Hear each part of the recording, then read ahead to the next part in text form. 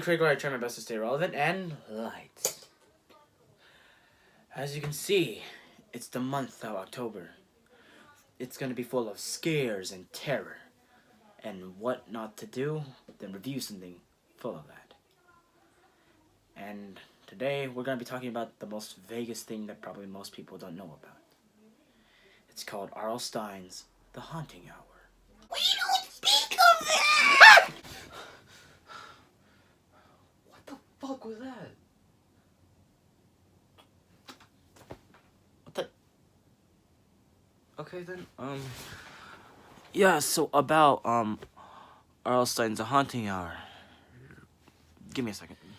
Okay, yeah, sorry about that, but as I said about R.L. Stine's The Haunting Hour, I don't think most people will remember it, mainly because it's from a disappeared channel called Hub. And I brought my brother here to see if he remembers. I've been sitting here for 12 hours. And I don't care. So, do you remember Hub? What's Hub? Okay, well, do you remember Transformers Prime? Yeah. Do you remember My Little Pony? Yeah. Okay. Well, do you remember Goosebumps? Yeah. So, do you remember watching R.L. Stine's The Haunting Hour? No. Okay, you can go now. Okay, so yeah, that's proof that hardly a lot of people remember it. And I remember it severely because as a kid, I was nearly traumatized by one episode. And I want to talk about it so much along with another episode that I found on the show that was on Netflix. But they removed that.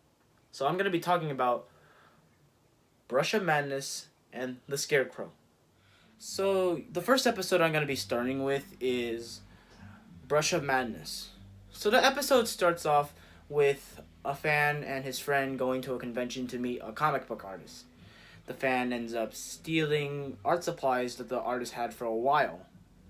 And the weird thing is that the main character, which is the fan, ends up having this obsession to draw comic panels all over his house. Which is strange, isn't it? And it gets even weirder because he ends up, I think, creating this mysterious being, this human entity that kind of stalks him, if I recall. Because, yeah, I haven't watched this in a while, but I remember it clearly.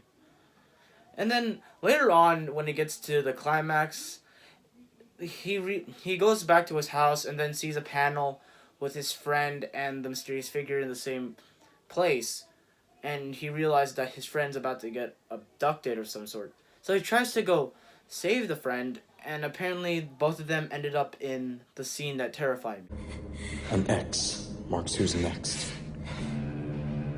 This can't be happening. You're not real. I made you up. I'm sorry, my dear boy, but you have it all wrong.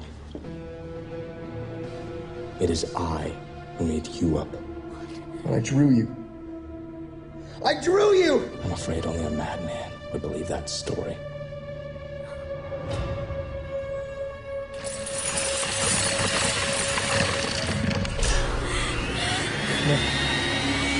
No.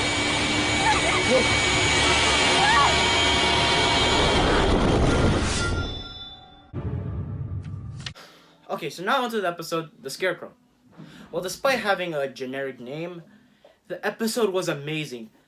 The way that R.L. Stine views the end of the world was very interesting, and it's not like, what's it called, being Thanos away or something like that, and plus this came out before Infinity War, and it was just like, what's it called, I could just be disappearing like this. Just like that. And there was a motif of a certain poem that I forgot, which managed to make this whole story kind of a little bit terrifying. I mean, it managed to make the antagonist intimidating in a way, because there was a scene where one of the characters was reciting a poem, and then, yeah, the antagonist just barges in, finishing that poem, which was actually well done. if I recall. But then I realized this episode has two endings. One of them is that the main character and the antagonist kind of just become scarecrows and live like that for the rest of life. And I probably prefer that over the main character just burning the scarecrow form of the antagonist. I'm out by the diner, but Bobby, listen to me. This is the worst feeling that I've ever had. It's like everything is there and everything is nothing, and I hate it and I know it's coming. What's coming? Amy, what's coming?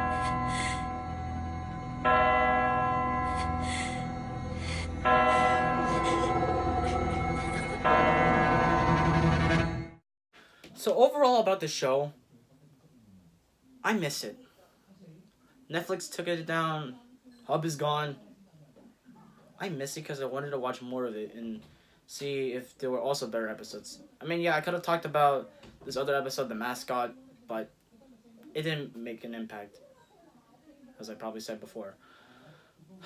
But in the end, it's good and it's spooky. I'm the Irrelevant Critic, and whatever I do in review is spooky.